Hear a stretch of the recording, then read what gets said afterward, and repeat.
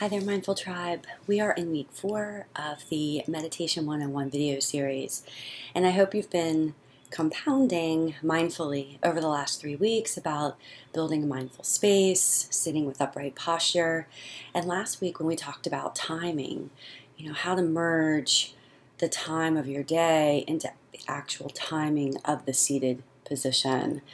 So this week we're going to talk about distractions, and we all know distractions are a part of life, right? With social media and television and background noise and people and congested cities, it's just inevitable that we're going to run into a distraction. And distractions are healthy.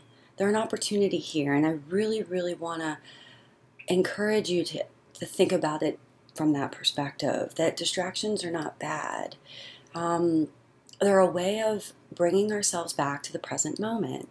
I oftentimes will breathe or meditate with my dog Buddy in the room, and he's got these jangles on his collar, and it's a great reminder because oftentimes universally he'll shake and that necklace or that collar will jingle, and he'll be like, oh yeah, come back to the breath.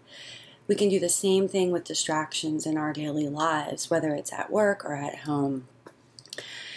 The idea here is to practice through the distraction. That's where this process is going to really lead us into discipline and a real true practice that we can commit to.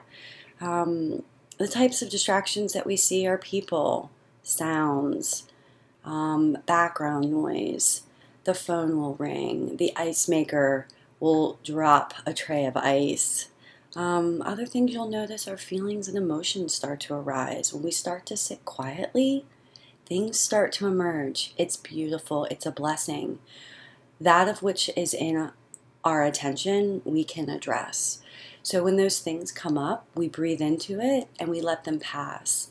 A lot of times we'll journal afterwards. A lot of that stuff that comes up is really great to sit with after the fact, so we can journal with it, we can reflect on it.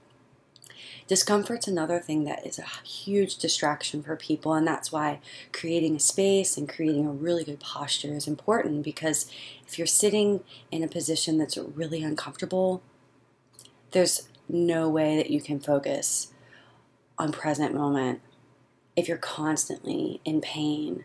Now, you're probably asking, well, wait a second, that sounds like an opportunity, and you're right. Because it's an opportunity to shift. It's an opportunity to listen to yourself, to your body, and say, hey, this position doesn't feel good.